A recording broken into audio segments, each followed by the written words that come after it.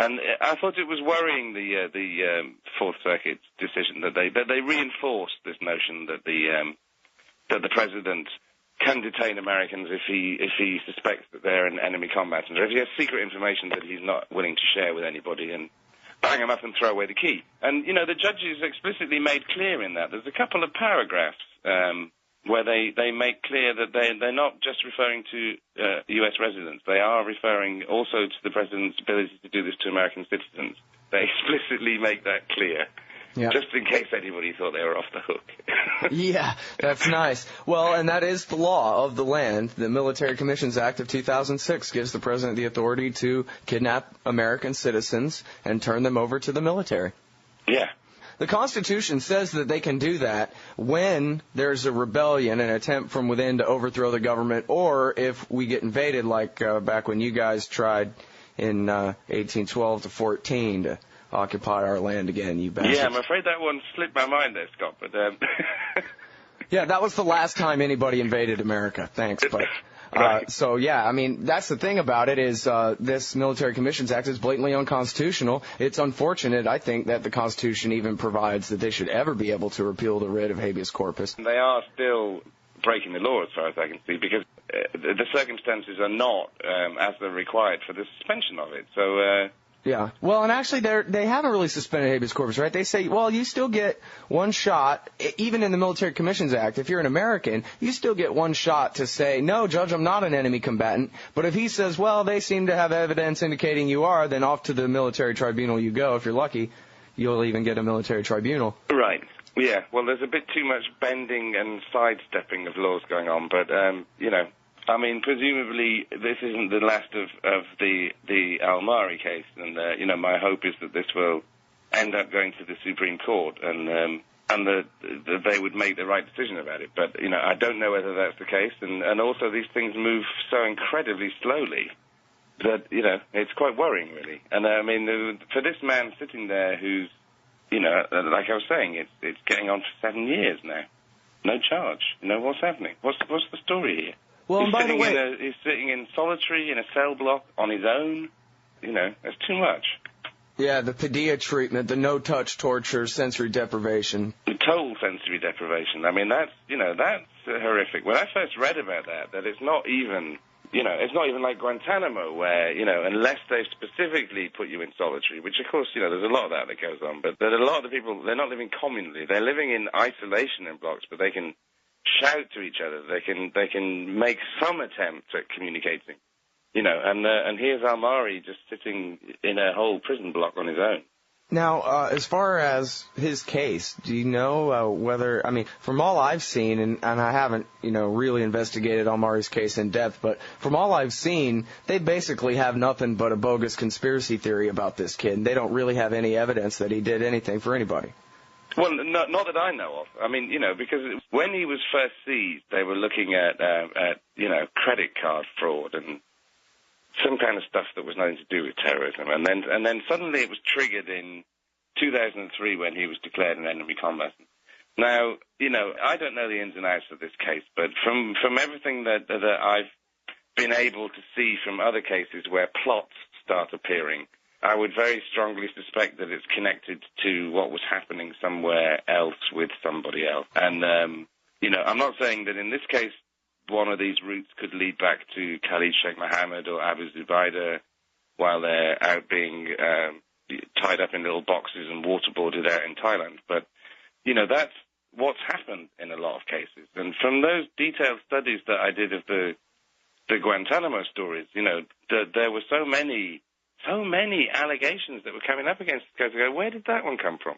You've got a perfectly credible story that somebody has, which makes sense about where they were, what they were doing, when, and then suddenly this evidence is coming in from outside in so many cases of like a senior Al-Qaeda guy has said that you were doing this.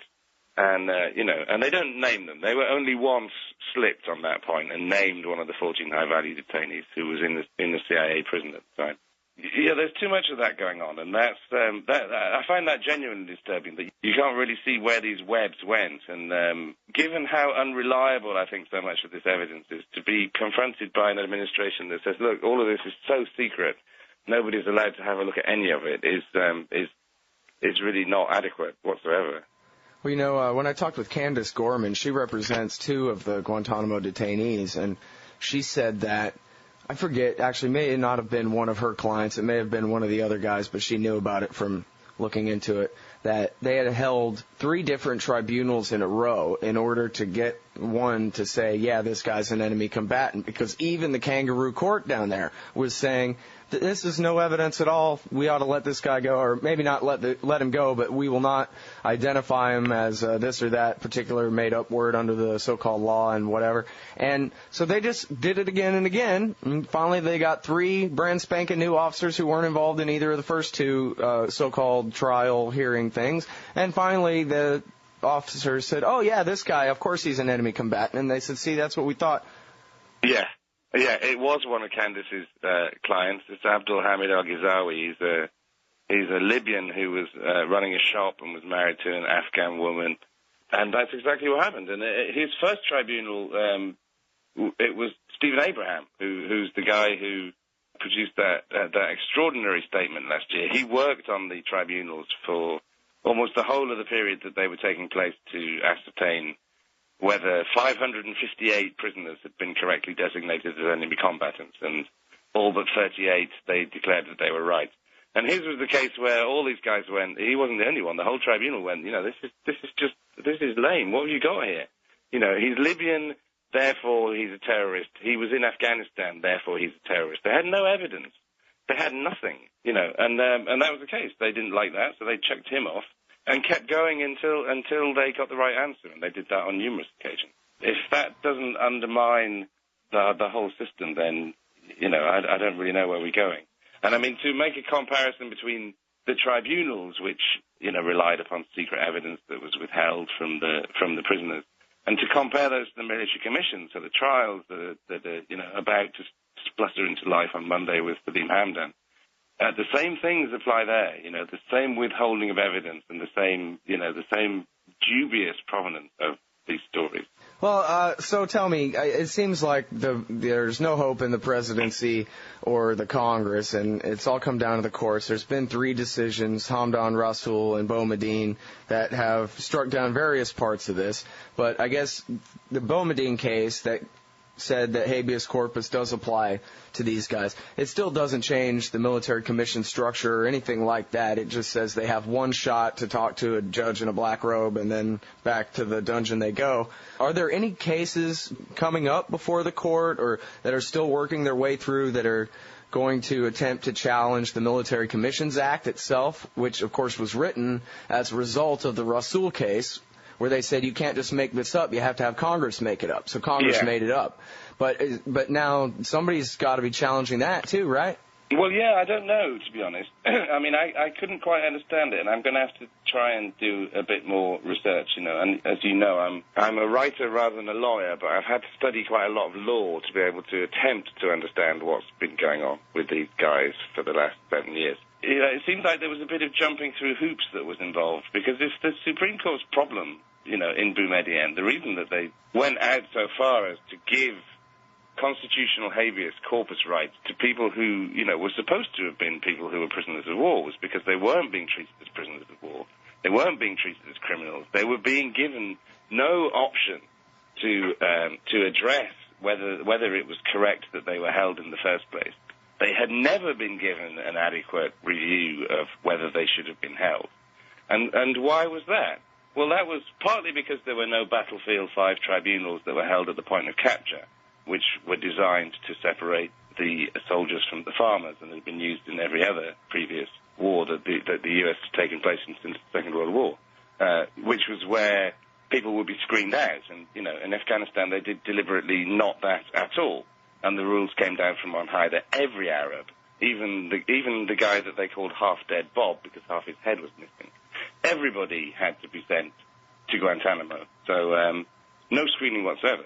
And because the Supreme Court had also seen that the tribunal process that we talked about in Guantanamo was also completely inadequate, that's why they were giving soldiers in wartime, as the story goes, they were giving them rights because nobody else had given them the opportunity at all to challenge in any meaningful way what happened to them.